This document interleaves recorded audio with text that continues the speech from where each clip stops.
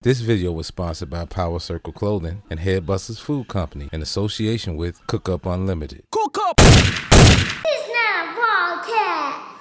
Yo, Dennis here back with another episode of This Is Not a Podcast. Y'all already know what the lick read. Make sure you like and subscribe and hit that notification button. It's greatly appreciated. And please watch the video to the end. It definitely helps the algorithm. And be sure to go to www.powercircle.biz to get yourself some hair busters, knockout, all-purpose seasoning. It'll be sure to bless you, bringing the fun back to cooking, making cooking both easy and simple. For just $10, free shipping and handling. Don't just buy one, buy 10. Go to www.powercircle.biz today. Let's start the show. Yo, Dennis here back with another episode of This Is Not a Podcast. Y'all already know what the lick read. Make sure you like and subscribe and hit that notification button. Hey, you right there, you.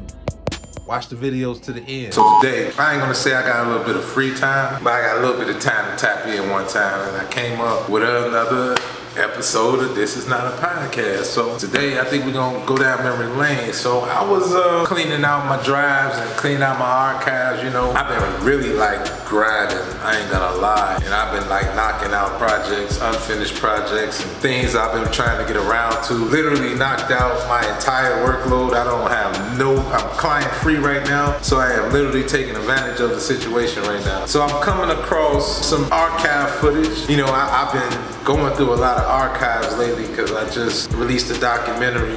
It's more of a therapy session to me because I'm talking about my brother, and you can go check that out right now. We recently released it. Actually just had it in the vault, and we decided to let the public see it for the first time with the wife's approval and with the family's blessing. We decided to put it out for everybody to see, and so far the response has been pretty good so far. So if y'all want to go over there and go check it out, I'll leave a link in the description box. Might even be a link at the end of this video. I might just put a link up there. Make sure you go show some love and support. If you're in the Florida area, to Chicago, Italian Ice. If you're ever in the Orlando area or in the Orlando surrounding areas, I'm pretty sure you go ahead and you'll see that truck. Matter of fact, just go on the website, you'll see what I'm talking about. You might go fly out there and find out. Tell a friend, tell everybody. In order to go forward, you gotta go back sometime. I decided to come up with a familiar storyline. You know, every now and then we always like to do a little bit of reflecting and really kind of see how far we really come.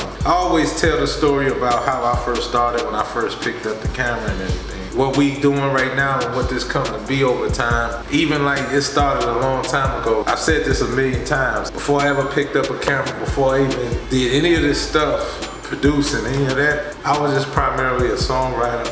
I was a rapper. Music got me in a lot of doors and a lot of places. I connected with a lot of people over time, and then eventually, this was like one of the times where I was just starting to journey off into the media thing. So we would do interviews and we would cover events. Shouts out to my bro, One Stop Hip Hop, who y'all probably know him as now, but I call him Uncle Cecil on the camera. I myself, I'm a little bit seasoned in the Chicago market at the time between us all, and I know quite a few people. Sometimes I think I know more people than I think. It was an event coming up at that time. It was a lot of legendary people at that time, and I covered the event, and a lot of events happened. It was at the legendary Reggie's Rock Room. We go there, so this is kind of like my second, third time there. It was an event called a Black Friday event, so they was promoting this event like hell. So it was a lot of people behind this event to make this event happen. Not only that, but there was a lot of heavies in the building. I mean, everybody was on the card. Matter of fact, I don't even think I seen the whole card. I wasn't there in the beginning, but I came during prime time. You hear me?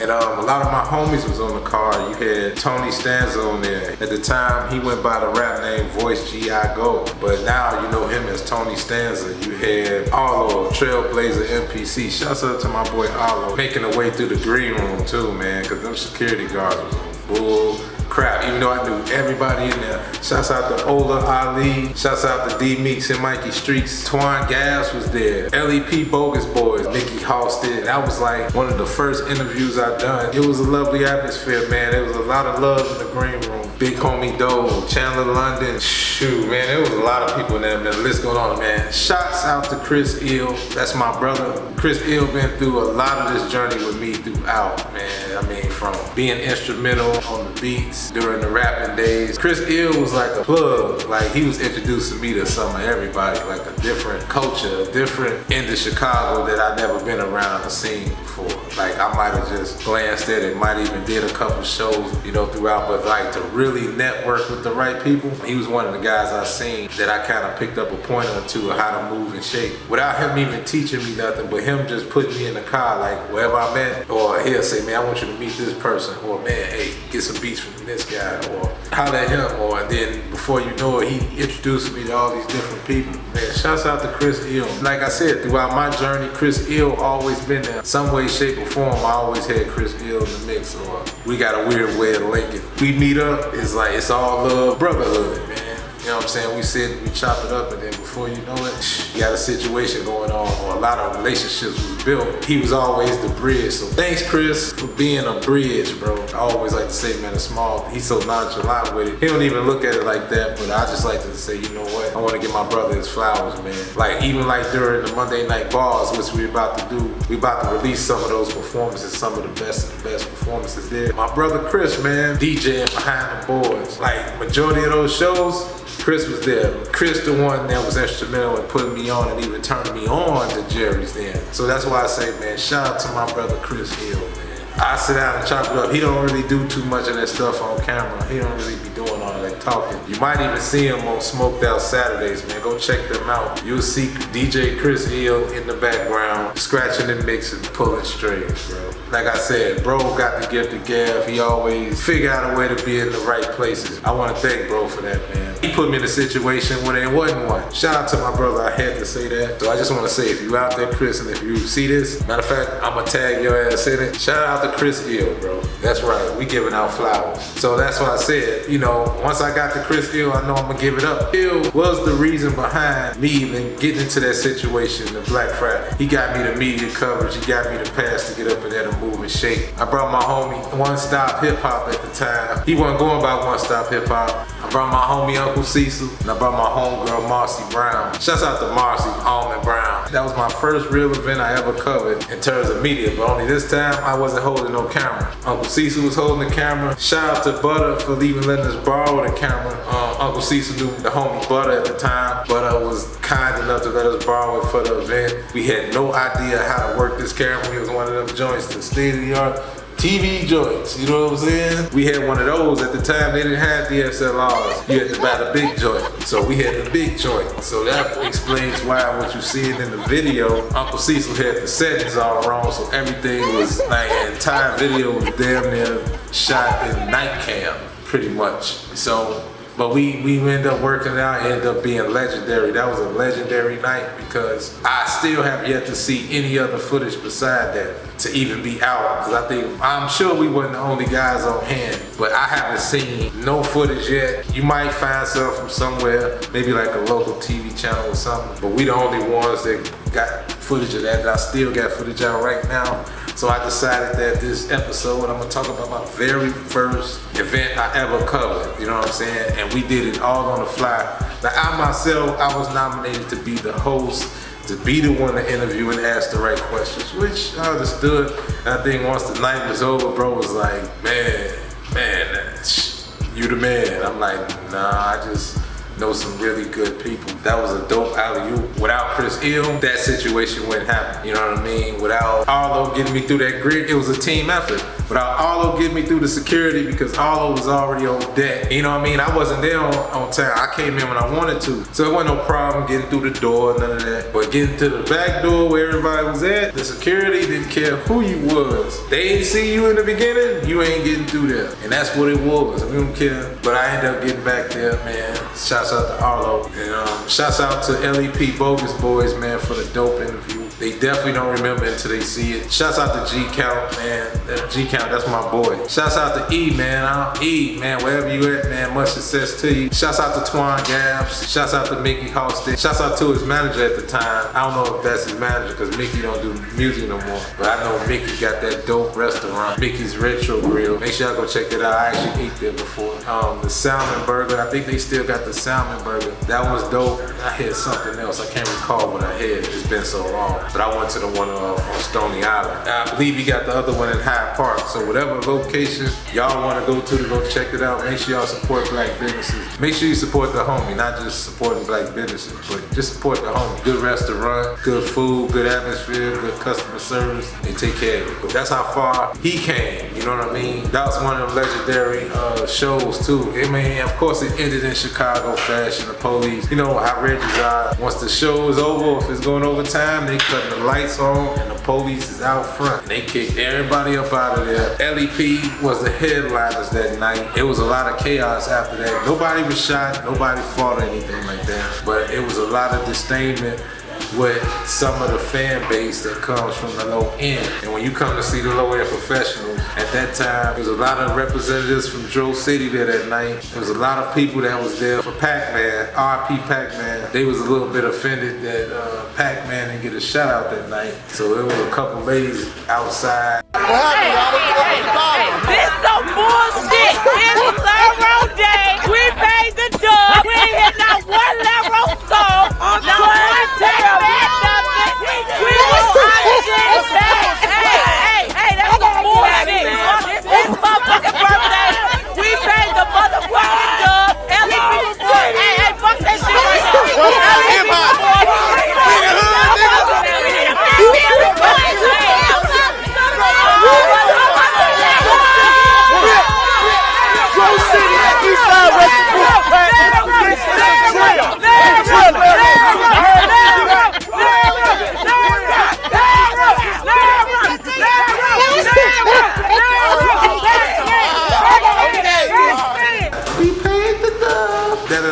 And we got that raw footage of them going off at the end of the show. Police outside, threw everybody out. The show really did end in peace. Was running a little bit over time. Reggie's don't play that. They start on time, end on time. We getting you up out of here. So they cut everything on, cut the mics off, and the crowd was singing in unison the words to Chicago Ninja.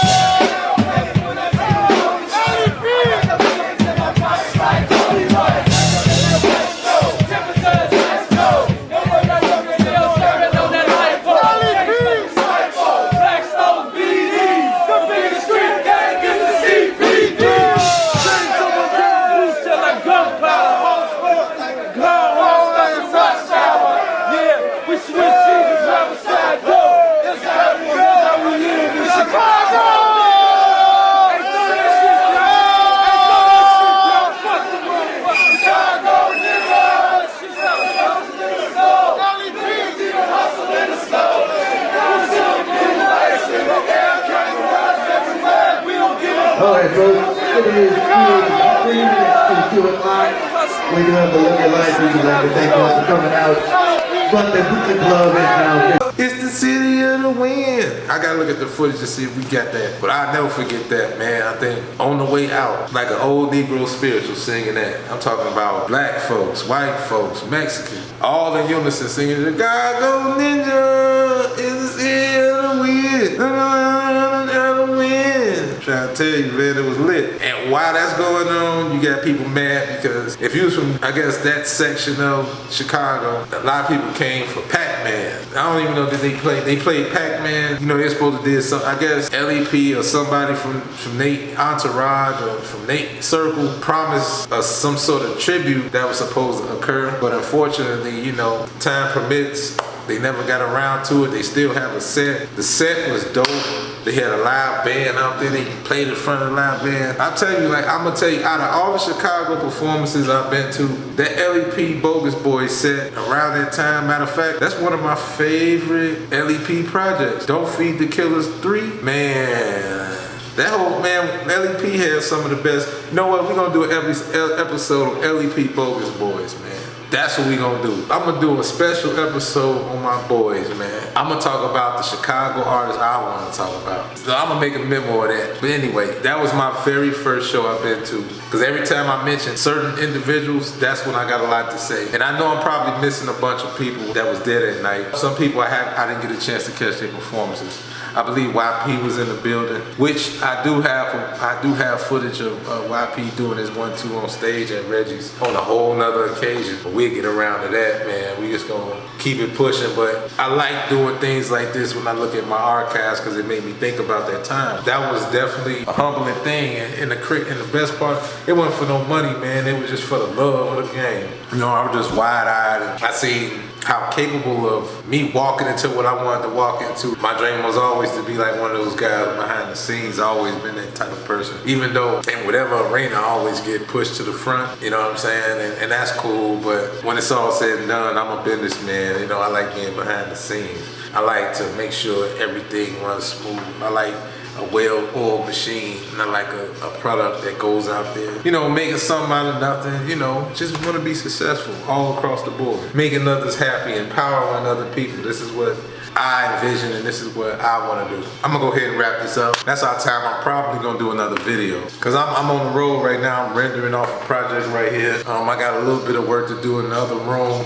I got a lot of thumbnails and flyers and promos and stuff to do. I got a website to run, which, by the way, I need y'all to go over there right now, man, and go get some of this head busting seasoning I got over here. Make sure y'all go to www.powercircle.biz. I'm pretty sure by now y'all ain't gotta wait this long to find out to go there, because I'm gonna probably have that little gray bubble thing pop up somewhere on the screen in the beginning of the video. So y'all make sure y'all go hit that screen over there, because when you hit that screen, that's gonna take you directly to there. And I'm gonna have a couple more new things right now. We're just trying to get some more traffic there, you know, so I can go ahead and unveil, man, so a couple hidden pages there that you might want to link up to. I'm gonna have a special members only page that where we gonna have exclusive videos. None of that little weird freaky stuff, not no OnlyFans stuff, okay? Let's just get that out through. No freaks. I think I said that before, but we gonna have exclusive footage, behind the scenes footage, a lot of interviews, a lot of maybe some tutorials, maybe some cooking recipes, you know, just some different stuff, man. This stuff that'll help, you know, try to help you, or we can empower each other along the way. So it's gonna be a lot of exclusive stuff that you probably won't see on TFE TV. We live, we uncut, we talking our talk. We trying to really bring this vision to life, man. That's all I can say, man. That's the end of this episode. Make sure you like and subscribe and hit that notification button. Once again, it is always appreciated. Shouts out to all my peoples right now. Tell a friend, and as always, y'all know my slogan. Say it with me. Keep God first. Stay sucker free. And by all means, get to the money. Peace and love. Stay healthy. And I'm out.